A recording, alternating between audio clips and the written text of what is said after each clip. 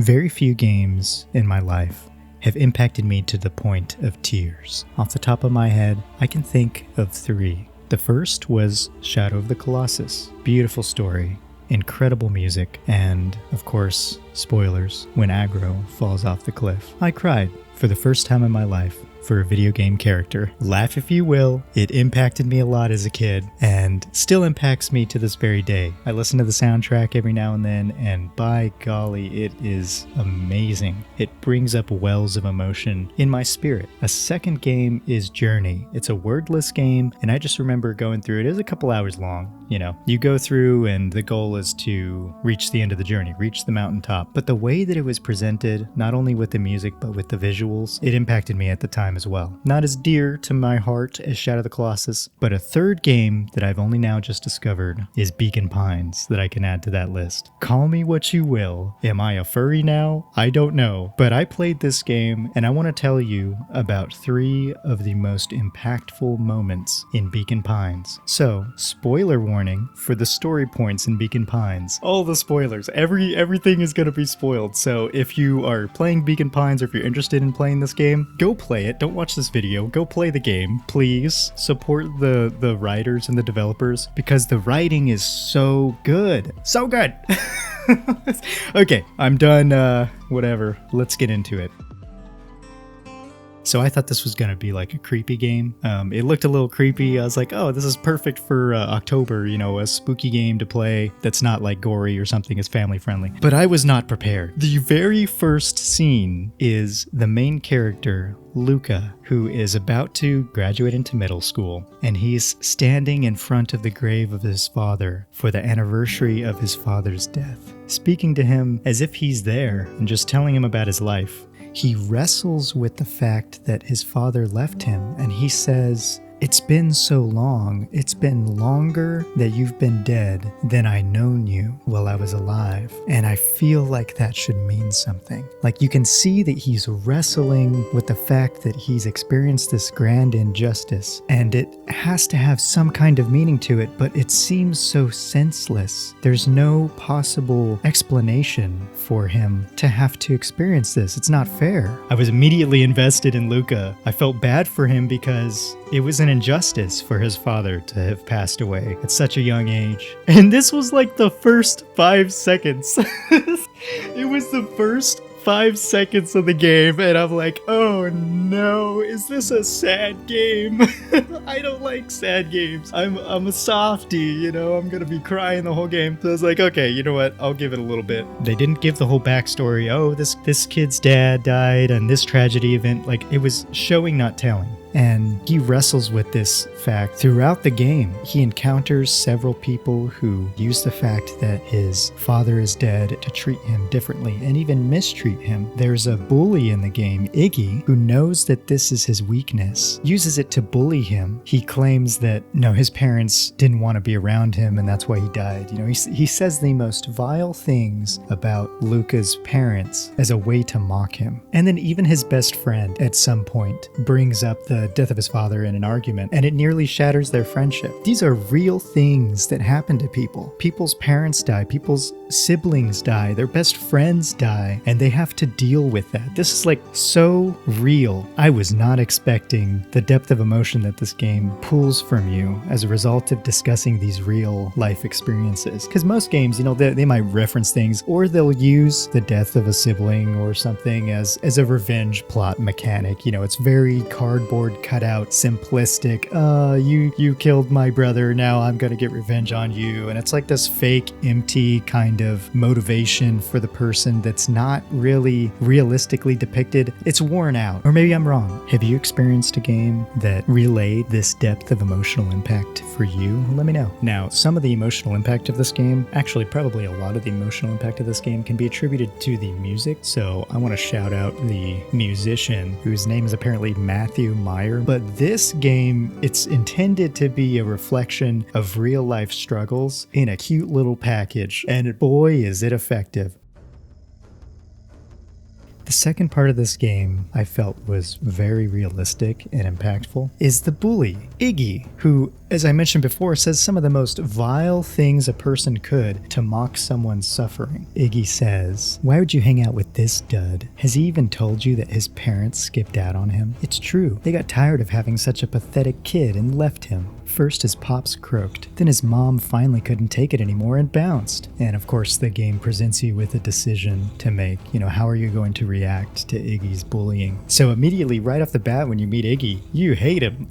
You hate this kid. He's a scumbag. But unfortunately, one of the avenues that you can take in reacting to this is the word strange. And if you choose the word strange, then Luca pushes Iggy into the ooze, sort of like by accident. He loses control. He pushes him into the ooze. It splashes all over his face and his clothing. And then he starts to transform into like this monstrous being before your eyes. And you're like, well, I didn't want that to happen. Like his arm gets all deformed and half of his face gets deformed. And you're like, this is not okay. Like deforming somebody for life is not a just punishment for mocking you. It was just like way too far. You went way too far. And so you start to feel bad. You're like, man, I can't believe that just happened to Iggy. And then eventually Luca finds him later in the clubhouse. He's hiding in there. And when Luca sees that it's him, Iggy says, "I'm a monster. I'll never go back to the way that I was." And Luca tries to apologize, but it's not enough. You can't just apologize for mutilating somebody. Like it's not enough. And Iggy's angry, justifiably so, for the first time in his life, seemingly, that this happened. And you feel so bad for this kid.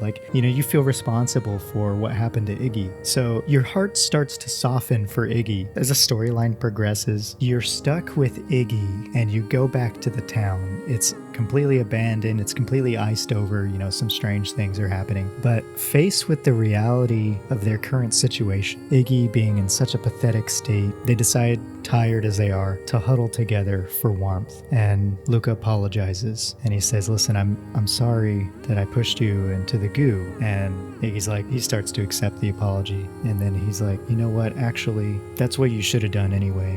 If I'm mean to you, you should be mean back.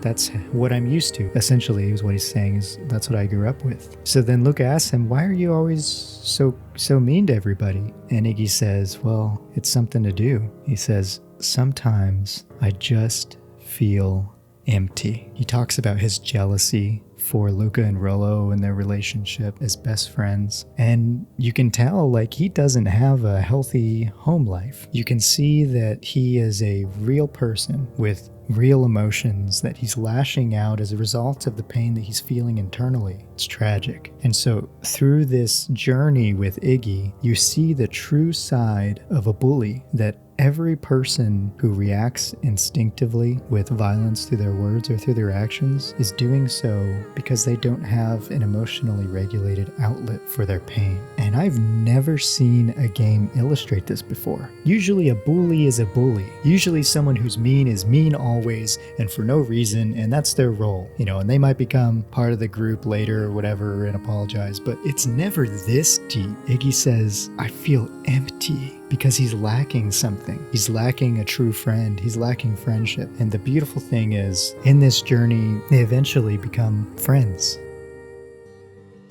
Now, the third thing I wanted to mention regarded the friendship between Luca and Rollo, his best friend. They go everywhere together. They have a secret hideout. They get into trouble together. They get each other out of trouble. They cover for each other. They got each other's back. But the part of this game that's different is that they have an argument. What happens is that Luca meets one of the new people in town, Beck. He gets invited to dinner at Beck's house. Gets kind of stuck there because a thunderstorm happens and then he can't leave because it's absolutely pouring rain. But the problem is he had already told Rollo that he would meet him at their secret hiding spot in the evening. So as soon as the thunderstorm ends, he rushes out, goes to the treehouse, and Rollo is there waiting for him. And Rollo is hurt because he went there in the rain and waited for hours for Luca to get there, and he never came. So they get into an argument. Rollo gets jealous because he finds out that Luca's hanging out with Beck. He says it's not fair because your Gran doesn't even care.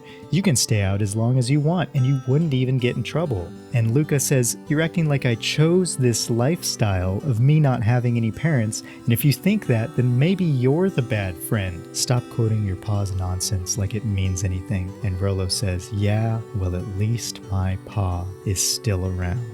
Luca rushes off and he's depressed for a whole day, doesn't eat, just stays in his bed. He wakes up the following day after he spent a day depressed, and Rollo's sister comes up and says, hey, listen, I've got something for you from Rollo. It's a clue. My goofy little brother wants you to find him. And Rollo had set up clues all around the city. So one clue takes you to the library, another clue takes you to the ice cream stand, another clue takes you to the cafe, and then finally the last clue takes you downstairs where Rollo is waiting with a balloon and an apology. And they make up. I don't know if it's just me, but this is the first instance of a real-life conflict between best friends, the most painful words being exchanged between the two, that ends in not only a resolution, but a reconciliation between the friends. This is what actually happens in relationships. Relationships, and I've heard the phrase, are all about rupture and repair. Relationships